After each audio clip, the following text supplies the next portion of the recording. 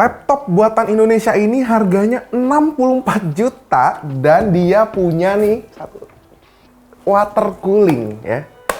Emang bagus atau cuman gimmick doang gitu biar kocak? Nah, kita tes ya. Nah, hari ini kita kedatangan laptop dari Zyrex ya. Mungkin kalian nggak asing lah dengan nama Zyrex itu karena emang itu produk lokal, merek lokal juga untuk kayak AIO PC, PC build up.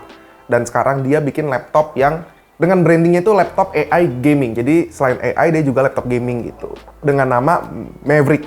Nih, ada logonya Maverick.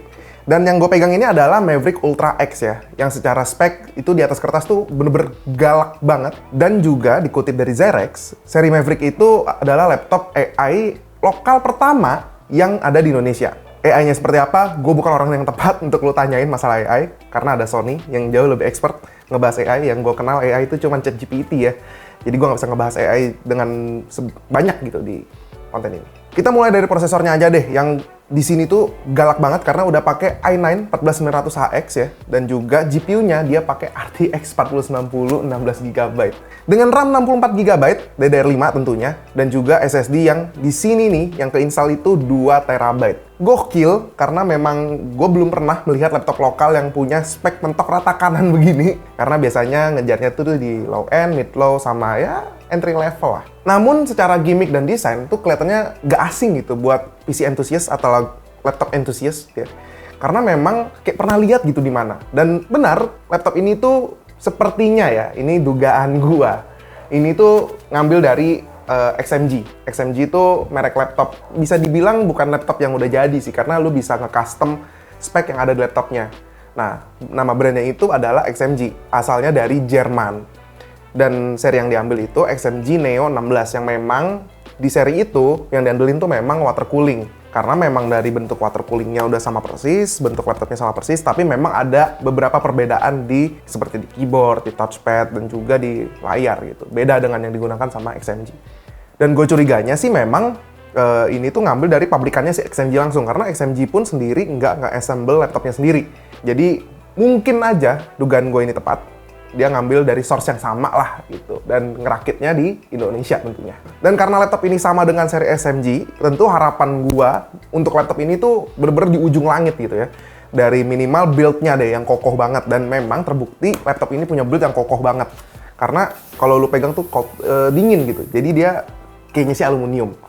Jadi memang dingin semua, tapi memang nggak ada disclaimer material dari Zyrex, karena setelah gua cek di website-nya juga nggak ada disclaimer ini aluminium atau polikarbonat. Tapi biasanya polikarbonat itu bener-bener berasa banget, dan biasanya tuh diletakinnya tuh ada di bawah kalau polikarbonat. Tapi di sini sih semua sisi gue pegang dingin, kecuali di bagian sini. Nah di sini tuh kalau dibilang plastik gue masih lebih percaya karena memang nggak dingin kalau kena AC. Untuk kelengkapan port semuanya udah ada. Dari sebelah kiri ini ada USB Type A, Type C, terus 3,5 mm. Di belakang juga udah ada colokan buat power jack-nya. Di sini juga ada LAN 1 gigabit ya. Di sini juga udah ada HDMI, Type C lagi. Di sini ada water cooling port-nya.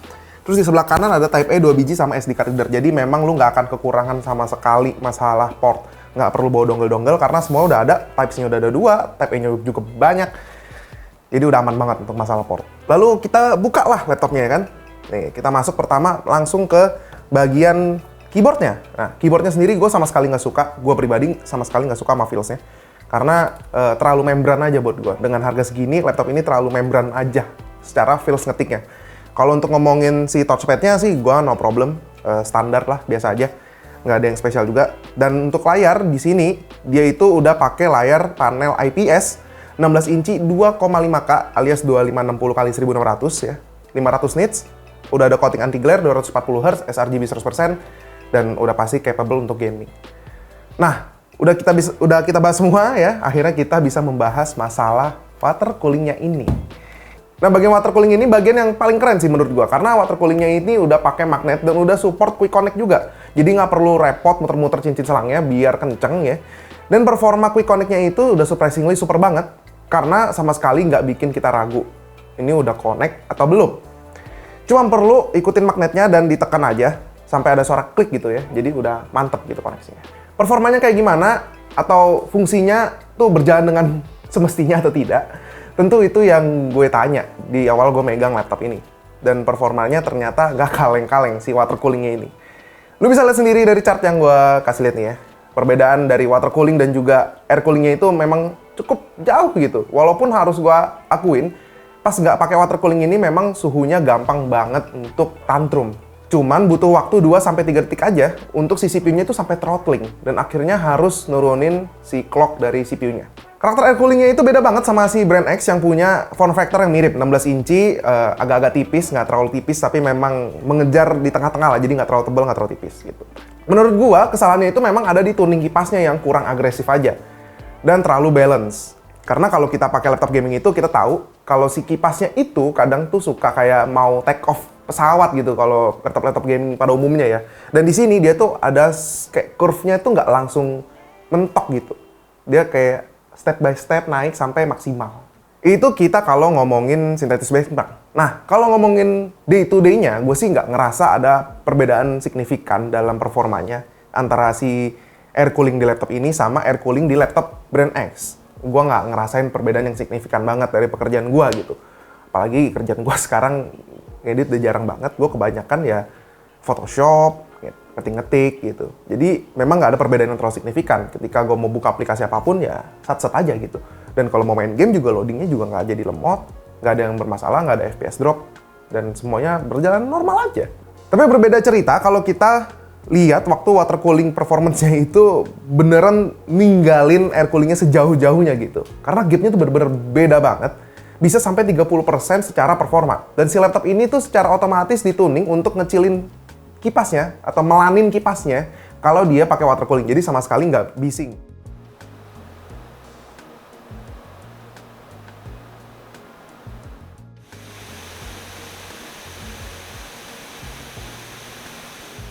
Dan terlebih lagi ini sedikit tambahan ya. Di water coolingnya itu ukuran kipasnya itu 120 cm. Jadi memang karena dia gede dan dia punya heatsink yang lebih besar, jadi memang dia nggak butuh perputaran yang lebih cepat untuk mindahin panasnya keluar. Jadi ya semua kipas sunyi aja semuanya. Jadi memang mejanya tuh jadi lebih sunyi kalau lu pakai water cooling. Dan secara performa, feels yang gue rasakan dan ketika gue liat angkanya, memang berasa pakai laptop gaming yang lebih tebal gitu. Dari brand-brand lain tuh kan ada tuh laptop yang tebel-tebel banget. Feelsnya tuh menghampiri lah, lebih mirip-mirip lah, nggak sama persis, tapi udah mendekati. Namun satu kritik gue aja, settingan buat si water coolingnya itu terlalu terbatas. Karena buat gue yang terobsesi dengan suhu ya, gue tuh pengen laptop gue tuh memang jalan sekencang mungkin, tapi dengan suhu serendah mungkin. Contohnya PC gue undervolt, karena gue mengejar performa yang lebih tinggi dengan suhu yang lebih rendah. Yaitu contoh simpelnya lah. Jadi gue pribadi prefer buat bikin si tuning sendiri untuk si water coolingnya. Tapi sayangnya belum diizinkan di aplikasinya. Karena menurut gue itu bisa lah di-enable by software. Dan juga kayak speed dari pump airnya tuh nggak bisa gue setting sama sekali tuh. Dan gue tuh kan pengen ya, si water cooling fan-nya muter lebih cepat, fan di laptopnya juga jalan lebih kenceng gitu. Jadi seenggaknya suhunya lebih rendah. Gue nggak masalah sih untuk masalah kipas yang lebih bising gitu, karena kan gue juga pakai headset. Tapi dari semua hal yang gue bahas di sini, satu hal yang bikin gue cukup terkesima ketika gue memegang laptop ini adalah ya, it just works ya. Ketika lu colok ya udah dia jalan aja gitu. Nggak perlu ribet-ribet install apa, harus mencet apa, segala macam itu bener-bener nggak ada. Karena nanti gue akan kasih lihat demo untuk pemasangan water coolingnya ya, kalian ngetes game juga. Karena memang ketika gue pegang laptop ini, ekspektasi gue tuh rendah banget soal seberapa gampangnya si laptop ini untuk connect ke water coolingnya. Dan operasinya mau kayak gimana pun gue nggak kebayang sama sekali akan semudah ini gitu. Bahkan untuk water coolingnya ini, kita bener-bener cuman klik beberapa tombol tuh dia nyala gitu. Nah, sekarang gue akan coba demoin aja langsung cara masang water coolingnya dan juga kita akan tes game yang cukup berat.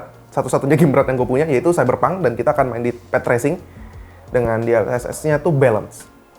Nah untuk pemasangannya tuh simple banget dan kalau lu lihat di sebelah sini itu dia ada colokan dari adapter ke liquid coolingnya dan memang harus begitu ya. Dari adapter powernya ke liquid coolingnya, habis itu dari liquid coolingnya ini dia ada pass through ke laptopnya. Jadi di paket pembeliannya itu kalian tuh dapat satu kabel pendek ini untuk dari liquid cooling ke laptop. Jadi memang si liquid coolingnya ini nggak bisa jauh-jauh dari laptopnya. Dan cara masangnya juga gampang banget. Lu tinggal colok ini satu, terus dari sini satu, yang ini ke laptop. Udah, tinggal colok si water coolingnya. Untuk bedain water coolingnya yang mana ke laptop, yang mana ke sini, itu cuma perlu dilihat dari si pinnya. Jadi di tengah-tengahnya ini, di antara dua ini, inlet, outlet, tengahnya tuh ada besinya. Nah ini itu untuk yang ke laptop. Dan masangnya, stepnya itu dari si water coolingnya dulu nih. Nah, kan magnet tuh langsung kepasang. Satu lagi, baru ke laptopnya. Nah, kalau dari laptopnya ini, ketika ada nge-guide magnetnya, tinggal diklik aja. Nanti ada suara klik, walaupun agak kecil suara kliknya. Tapi kalau udah ada klik gitu, dia udah masuk. Dan untuk ngisi airnya, super simple, tinggal lu buka aja ini. Terus masukin aja air. Jangan pernah pakai coolant, gunakan air mineral biasa aja. Sekarang kita udah masuk ke Cyberpunk. Di Cyberpunk 2077, ini punya gua ini belum Phantom Liberty. Jadi ini masih yang update 2.0. Tapi ini udah path tracing tentunya ya. Cuman masalah DLC cerita Phantom Liberty-nya aja gue belum punya. Nah, untuk settingannya sendiri, tadinya tuh gue mau pakai di balance si DLSS-nya. Cuman ternyata laptop ini surprisingly bisa ngelampauin itu. Jadi kita kasih dia DLSS-nya quality ya. Nah, kalau lu bisa lihat settingannya ini, DLSS-nya udah quality, sharpness-nya 1, ray reconstruction-nya nyala, frame generation-nya nyala, terus ray tracing-nya nyala itu path tracing. Jadi ini yang paling mentoknya. Oke, kita apply aja. Langsung main. Oke, di sini kita bisa lihat untuk FPS-nya ini ada di sekitar 70-an di dalam tunnel ini. Bentar. Ini depan lagi gue mau ke kota. Untuk ya gambar sih Cyberpunk ya, nggak ada lawan gitu. Tapi memang secara performa gue ngerasa memang nggak ada frame drop yang gimana-gimana banget. Dan tadi di awal-awal gue lagi nyalain gamenya, itu kan pertama keluar di apartemen ya. Itu pun nggak seberat itu. Karena kan biasa kan di awal-awal lu main nih, pas masih di apartemen ini kan masih lancar kan. Setelah dia keluar dan banyak banget crowd density-nya, itu baru berasa berat banget. Dan di sini surprisingly nggak ada frame drop yang terlalu berarti. Nih. Paling rendahnya tadi di 68. Tadi kita lihat ya. Nah di sini dengan path tracing, DLSS-nya udah di quality. Kita coba matiin kali ya frame generation-nya. Cuman pakai DLSS doang. Biasanya sih lebih berantakan FPS-nya kalau nggak pakai frame gen. Dan ternyata surprisingly masih di 40 fps. Ya. Di 40 fps menurut gua tanpa frame generation sih udah buat gua tuh playable banget di 40 fps. Karena ya nggak kompetitif juga. Dan kalau kita matiin DLSS-nya baru nih beda cerita. Off ya, resolution scaling-nya mati. Cuman ray tracing doang yang nyala.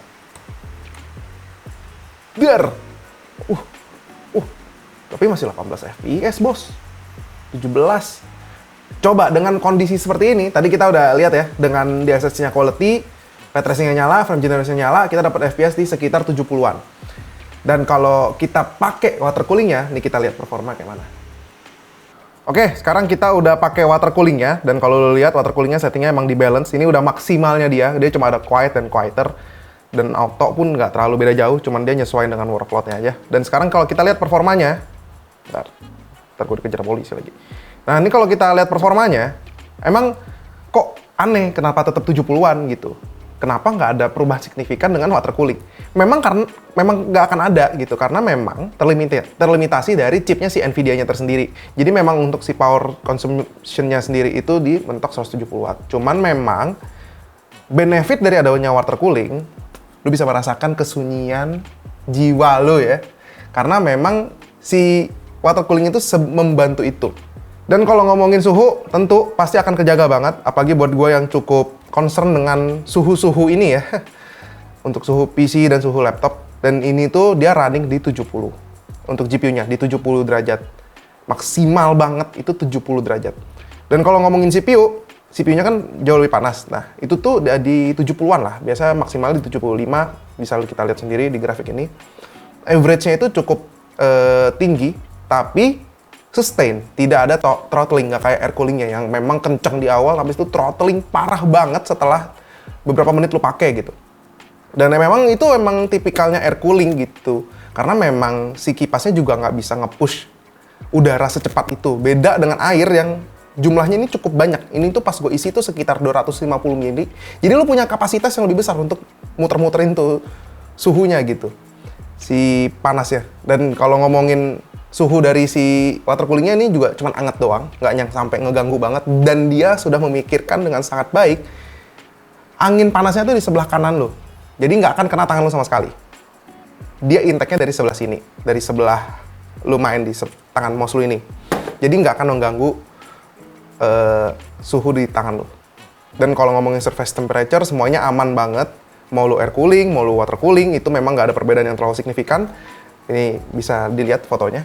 Itu hasil dari pengetesan gue kemarin. Kesimpulan gue, barang ini sebenarnya udah memenuhi standar laptop gaming secara performa. Cuman ya beberapa kekurangan yang tadi gue sebutin aja lah, kayak tuning profile water coolingnya yang terbatas gitu ya. Sama satu lagi ya, tadi gue jelasin keyboardnya. Keyboardnya itu gue nggak suka feels-nya. Mungkin dari kalian ada yang suka, tapi untuk gue kurang nyaman karena feels-nya tuh hampa dan terlalu membran aja. Dan barang ini sebenarnya tuh cocok sebenarnya buat kaum mendang-mending ya, walaupun memang harganya 64 juta gitu. Karena kalau kalian mau laptop gaming yang pakai water cooling juga, salah satu pilihan kalian tuh adalah XMGU-nya yang Neo 16. Itu harganya tuh 71 juta, belum termasuk pajak dan juga ongkir. Dan buat gua dengan harga segitu, ya gua mending ambil laptop ini. Jadi menurut gua sih secara performa sesuai dengan angkanya ya, lo bisa lihat tadi. Itu tuh bener-bener kenceng banget untuk laptop yang ini surprisingly ini tipis ya. Untuk ukuran setipis ini, dia punya performa kayak gini tuh buat gue cukup mengejutkan aja. Terlebih ya memang kalau kita bilang cheating ya memang sedikit cheating lah, karena ada water coolingnya. Dan ini tuh cocok buat orang yang punya konsep kerjaannya tuh butuh banget mobile workstation ya. Dan nggak mau laptop yang kecil, yang 14 inci gitu. Dia maunya tetap 16 inci gitu. Ini cocok banget sih untuk si Zerex Maverick Ultra X. So, segitu aja dari gua. Thank you yang udah nonton sampai akhir. Jangan lupa like, share, dan subscribe. Menurut kalian gimana untuk laptop ini? Jangan lupa komen di bawah. Bye-bye guys.